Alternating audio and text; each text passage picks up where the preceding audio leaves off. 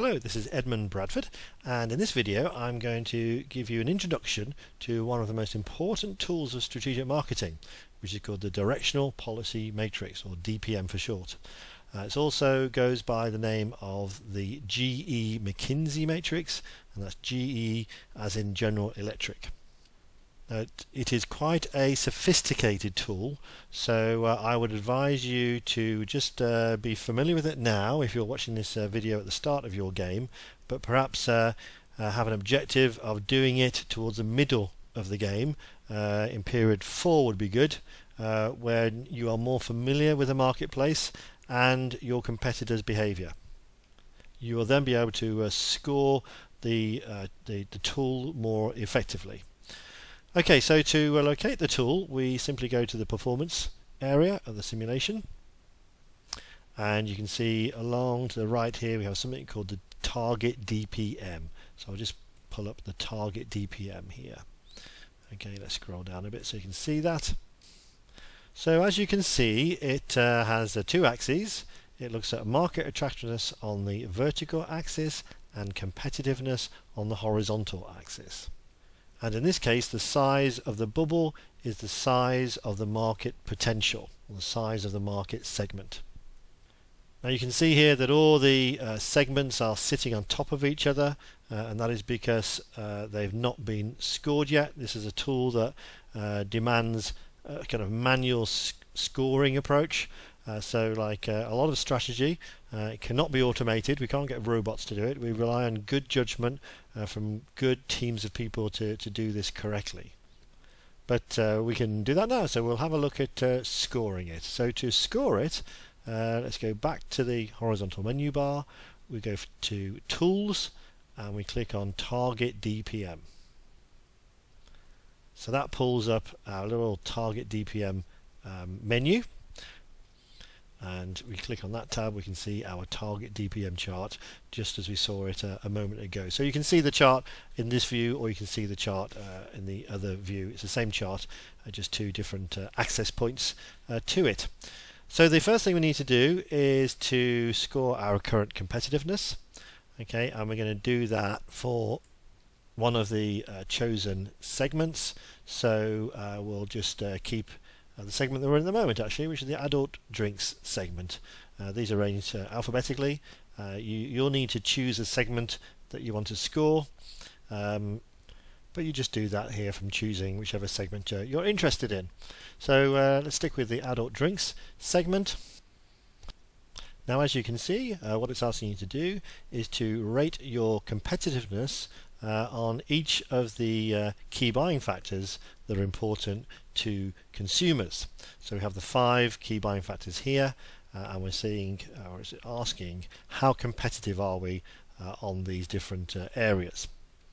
Now, to really answer that question effectively, you need to go to the value proposition chart and have a look at how you're performing against your competitors.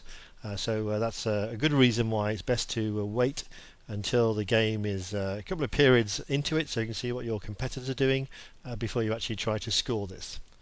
But let's say we look at this pricing issue here, this first one here, and let's say that we think actually we've now got to a point where we're offering good prices compared to the competition, so lower prices compared to the competition. And if I wanted to, I can also change the importance rating of that as well if I wish to do that. I won't do that here, but you can change the importance if you wish to. I guess we'll do one more. Let's say branding. Let's say our branding has now got to kind of a satisfactory stage with our consumers. Then I'll just save those changes here. Okay, now when you're doing this for real, of course, you'll be thinking about all 5 key buying factors and thinking about the importance that consumers are giving to you as well on those key buying factors.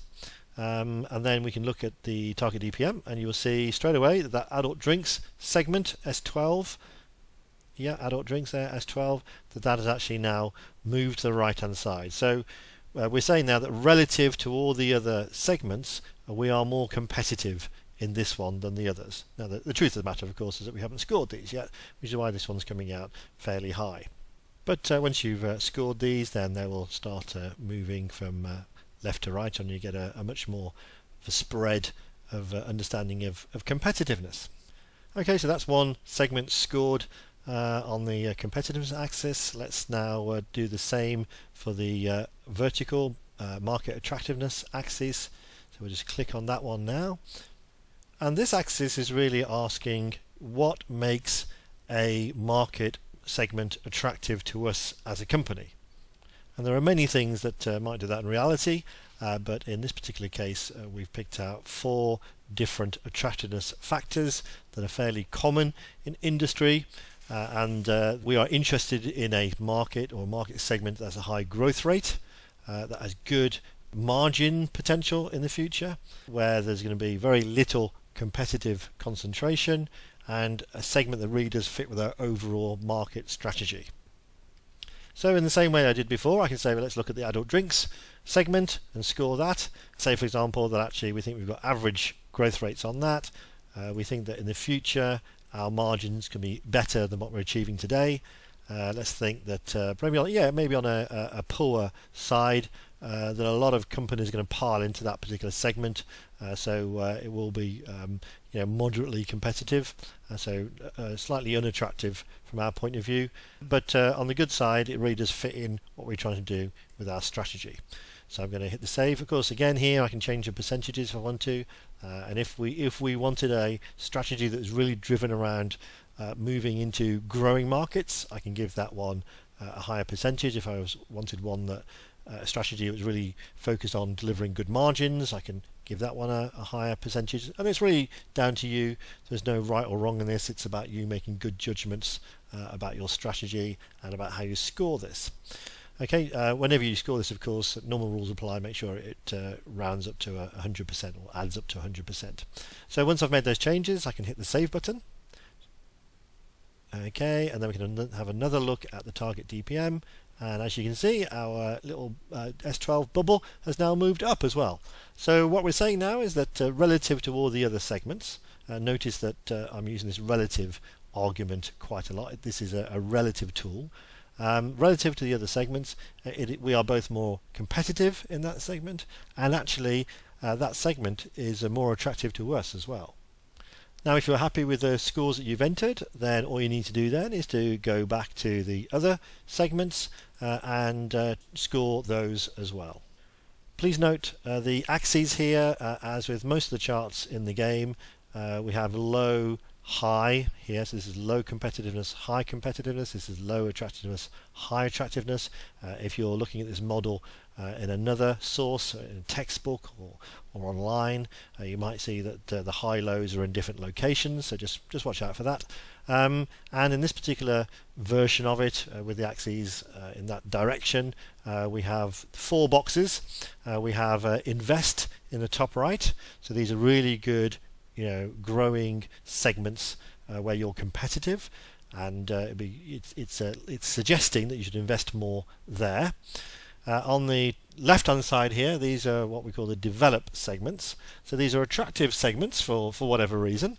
Maybe there's very little competition perhaps in those segments or whatever, but they're attractive to you. However, your competitiveness isn't very good, so maybe you might have been slow to market, and maybe you didn't give it much attention, and the competition has raced ahead of you. So in this particular situation, you want to try to invest in those as well, but bring them over to the right hand side. So improve your value proposition, improve your competitiveness, so you move those over to the right hand side and make them true invest segments. Then down the right hand side here, we've got what we call opportunistic segments. So these are ones which where you've got a high competitiveness and therefore should have a reasonable market share, but they're certainly not the best segments in the future. And it might be that they were growing in the past, but perhaps aren't so rosy looking to the future from this point. And in those particular segments, then you might want to be opportunistic. Some of them you might want to stay there. Some of them you might even want to invest a little bit and try to maximize your returns. And others you may just want to gradually withdraw some of your investment because you can use that money and get a better return on your investment elsewhere. And then on the left hand side here we have the problem cases. These are the ones which are candidates for divestment completely, and it may be in these segments that you think about either a sudden withdrawal or a speedy withdrawal, perhaps a gradual withdrawal. But the question is, they are problem segments, and would we be better investing our money in another segment where we get a better return than in those problem segments on the bottom left? So this then asks one really big and important question, which is, how competitive are we today in the market segments of the future? And that's it. So I hope that tool is useful for you. As with a lot of tools in this game, it's there to help you make the right decisions. And I'll catch you again soon.